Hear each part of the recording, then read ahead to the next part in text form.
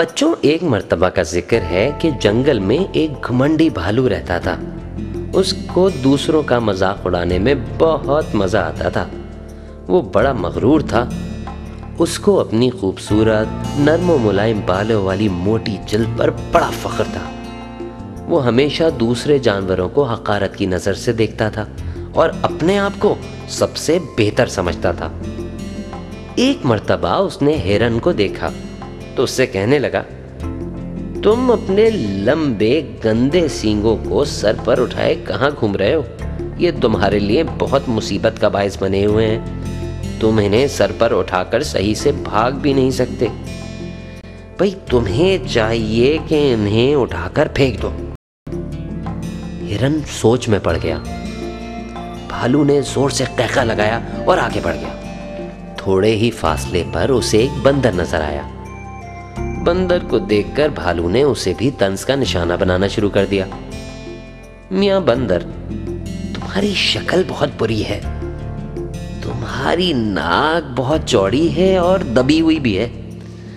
तुम्हारे हाथ भी झूले खा खा कर काफी लंबे हो चुके हैं। अब मुझे देखो, मैं कितना खूबसूरत और स्मार्ट हूं। ये सुनकर बंदर का मुंह लटक गया और वो बगैर कुछ कहे वहां से चल पड़ा। कुछ ही देर बाद वहां से एक कछुआ गुजरा। कछुए को देखकर भालू को फिर शरारत सूझी।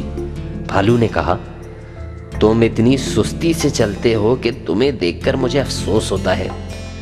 तुम अपनी कमर पर पड़े इस खोल को उतार क्यों नहीं देते ताकि आराम से चल सको? कछुआ बेचारा कुछ अफसरदा सा हो गया। भालू ने एक जोर का कहका लगाया और आगे बढ़ गया। थोड़ी दूर आगे चला तो सामने देखा तो एक हाथी आ रहा था। हाथी को देखकर भालू ने फिर वही हरकत की और कहने लगा, अरे मोटू, इतनी लंबी नाक और छोटी छोटी आंखें, इतने लंबे लंबे कान और इतना भारी जिस्म उठाए कहाँ घूम रहे हो? ये सुनते ही हाथी को गुस्सा आ गया और वो भालू को मारने के लिए पीछे भागा।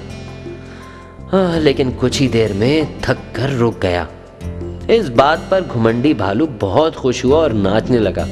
भालू ने कहा, तुम इतने मोटे हो कि भाग भी नहीं सकते तो मुझे क्या पकड़ोगे? ये सुनकर हाथी उदास हो गया और दूसरी जानिब चल पड़ा। तमाम जानवर भालू की इन हरकतों से बेजार हो चुके थे। चुनाचे एक दिन सब जानवर मिलकर लोमड़ी के पास गए और उससे भालू की शिकायत की। लोमड़ी ने इन सबको यकीन दिलाया कि वो भालू को समझाने की कोशिश करेगी। चुनाचे लोमड़ी भालू को ढूंढने निकल पड़ी। कुछ ही फासले पर उसने देखा भालू दरख्त के नीचे लेटा आराम कर रहा है। लोमड़ी ने भालू को सलाम किया और कहा, मियाँ भालू, ये अच्छी बात नहीं कि तुम दूसरों पर तंज करो और उनका मजाक उड़ाओ। भालू ने अकड़कर जवाब दिया, मुझे कोई फिक्र नहीं। इनमें से कोई भी इतना अच्छा और खूबसूरत नहीं जो मेरी दोस्ती के लायक हो। मैं ठहरा बहादुर और खूबसूरत। मुझे कोई फिक्र नहीं कि कोई मुझसे मिले या ना मिले। जनाब, ये कहकर भालू ने मुंह उठाया और लोमड़ी को छोड़कर आगे चल दिया। भालू अकड़कर मुंह उठाए जा रहा था कि उसे नीचे आने वाला घड़ा नजर भी नहीं आया और वो उसमें गिर गया। इस घड़े में शहद की मक्खियों का एक छत्ता था। भालू के गिरते ही वो छत्ता टूट गया। शहद की मक्खियों को ये देखकर बहुत गुस्सा आया और उन्होंने भालू पर हमला कर दिया। बचाओ बचाओ! भालू चीखने लगा। लोमड़ी और दूसरे जानवरों ने जब भालू की चीखों पुकार सुनी तो सब डर गए और उनमें से किसी की हिम्मत ना हुई कि वो भालू को बचा सके। कुछ देर भालू को काटने के बाद मक्खियां दूसरा छत्ता बनाने के लिए वहां से रवाना हो गईं। भालू का सारा जिस्म सूज गया और उससे ये साबित हो गया था कि भालू कितना कमजोर और बुज़दिल है। हाथी ने आकर अपनी मजबूत सूंड से भालू को गड्ढे से बाहर निकाला। लोमड़ी जल्दी से जड़ी बूटियां लेकर आई और उन्हें भालू के जिस्म पर लगाया। उससे भालू के जिस्म की सूजन कुछ कम हुई। हर जानवर भालू की खिदमत में मसरूफ हो गया जब तक कि उसको कुछ आराम ना आ गया। भालू ने जब यह देखा कि सब जानवर उसका कितना ख्याल रखते हैं तो उसको अपने किए पर शर्मिंदगी महसूस होने लगी। भालू ने सबको मुखातिब करते हुए कहा, आप लोग मुझे माफ़ कर देंगे?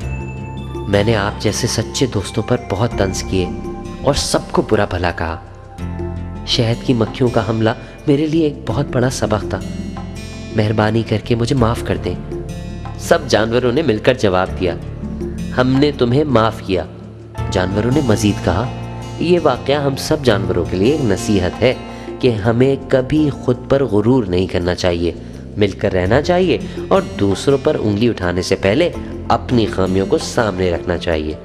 तो बच्चों, ये थी कहानी घुमंडी भालू की।